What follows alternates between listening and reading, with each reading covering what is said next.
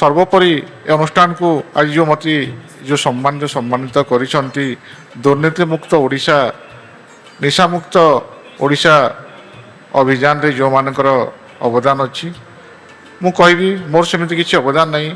ମୁଁ ଗୋଟିଏ ନିଷ୍ଠାପର ଭାବେ ନିଃସ୍ୱାର୍ଥ ଭାବେ ମୁଁ କେବଳ ସମ୍ବାଦ ପରିବେଷଣ କରେ। ଯେଉଁ ଏପରି ସମ୍ବାଦ ପରିବେଷଣ କରେ ଯେଉଁ ସମ୍ବାଦରେ ଆମ ଜାତିର ଆମ ଦେଶର ସର୍ବୋପରି ଗରିବ ଲୋକଙ୍କର ଉନ୍ନତି ହେବ, ସେମାନେ ନ୍ୟାୟ ପାଇବେ।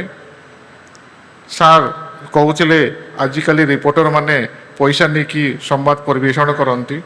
ମୁଁ ନିଜେ ସାମ୍ବାଦିକ ହେଲେ ବି ମୁଁ ନିଜେ ଅତୀତରେ ସୁନ୍ଦରଗଡ଼ ଜର୍ଣ୍ଣାଲିଷ୍ଟ ଆସୋସିଏସନର ସଭାପତି ଥିଲେ ବି ମୁଁ ନିଜେ ସମାଜ ଖବରକାଗଜରେ 15 ବର୍ଷ, ସକାଳ ଖବରକାଗଜରେ 5 ବର୍ଷ, ଏବେ ପ୍ରମେୟରେ କାର୍ଯ୍ୟରତ।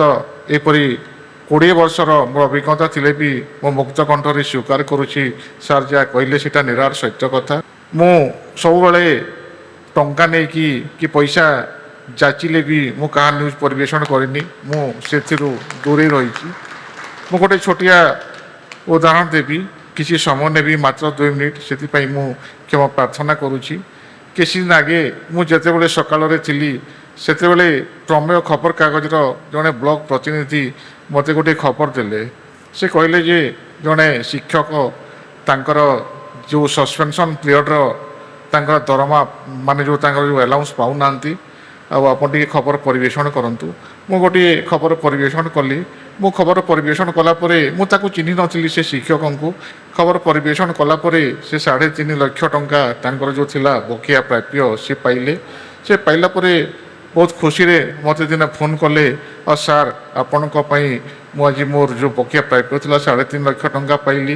ମୁଁ ଆପଣଙ୍କୁ କିଛି ପଇସା ଦେବାକୁ ଚାହୁଁଛି, ମୁଁ ଆପଣଙ୍କୁ କେଉଁଠି ଭେଟିବି? ମୁଁ ସ୍ପଷ୍ଟ ମନା କଲି, ନାଇଁ ସାର୍, ମୁଁ ମୋ ଖବର ପରିବେଷଣ ପରେ ଆପଣ ଯେଉଁ ପାଇଲେ ଆପଣଙ୍କର ବକେୟା ପ୍ରାପ୍ୟ ସେଇଟା ସବୁଦିନ ପାଇଁ ମନେ ରଖିବେ।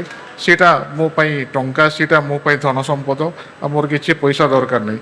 ତାପରେ ସେ କହିଲେ, ନାଇଁ ସାର୍, ମୋର ବି ଗୋଟେ ମାନବିକତା ଅଛି। ବୋଲେ ମୁଁ ବିନମ୍ର ଭାବରେ କହିଲି, ନାଇଁ ସାର୍, ସେମିତି ଆପଣ କ୍ଷମା କରିବେ, ମୁଁ ଆପଣଙ୍କ ପାଖରୁ ଟଙ୍କା ନେବି ନାହିଁ, କିନ୍ତୁ ମୁଁ ଚାହୁଁଛି ଆପଣ ସବୁଦିନ ମୋତେ ମନେ ପକାନ୍ତୁ। ମୁଁ ଟଙ୍କା ବି ନେଲି ନାହିଁ। ଆଉ ସେମିତି ଖବର ପରିବେଷଣରେ ଯଦି ଆମେ ରିପୋର୍ଟରମାନେ ଯଦି ବହୁତ ରିପୋର୍ଟର ପଇସା ନିଅନ୍ତି, କିନ୍ତୁ ପଇସା ନେଲା ପରେ ସେ ତାଙ୍କର ରିପୋର୍ଟିଂର କିଛି ମାନେ ନାହିଁ। ମୁଁ କ୍ଷମା ପ୍ରାର୍ଥନା କରୁଛି। ଗୋଟେ ମୋର ଯେଉଁ ନିଜସ୍ୱ ଅଙ୍ଗେ ନିଭା କଥା ଗୋଟେ କହିଲି। ତ ନିଶାମୁକ୍ତ ସମାଜ, ମୁଁ ବି ଆମ ସମାଜ ରଜକ ସେବା ସଂଘର କେନ୍ଦ୍ରୀୟ କମିଟିର ସମ୍ପାଦକ ଅଛି 3 ଥର। ଗୋଟିଏ ଛୋଟିଆ ସମାଜ ରଜକ ସେବା ସଂଘ।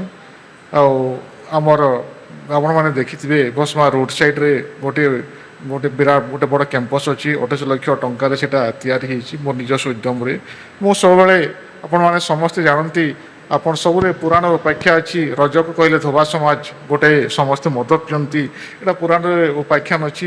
କିନ୍ତୁ ଆମେ ଯେଉଁ ମୋ ନେତୃତ୍ୱରେ ଆମର ଯେଉଁ କାର୍ଯ୍ୟକ୍ରମ ଚାଲିଛି ଏବେ 2 ଦିନ ତଳେ କଳାହାଣ୍ଡିରେ ଆମର ଜିଲ୍ଲା ସମ୍ମିଳନୀ ଥିଲା। ରୋଟେସନ୍ ବେସିସ୍ରେ ସବୁ ଜିଲ୍ଲାରେ ହୁଏ। ତ ପ୍ରାୟ 2-2.5 ହଜାର ଆମ ସମାଜର ଲୋକ ସେଠି ଗ୍ୟାଦରିଂ ହେଇଥିଲେ। ସେମିତି ସବୁ ଜାଗାରେ ଆମେ ଏ ଗୋଟିଏ କଥା କହୁ, ନିଶାମୁକ୍ତ ସମାଜ ଗଠନ ପାଇଁ। ଏବଂ ମୁଁ ନିଜେ ଅନୁଭବ କରିଛି ୟା ଭିତରେ ଆମର ଅନେକ ପରିବର୍ତ୍ତନ ଘଟିଛି। ଆମ ସମାଜରେ ବି ସେମିତି ପରିବର୍ତ୍ତନର ଆବଶ୍ୟକତା ରହିଛି।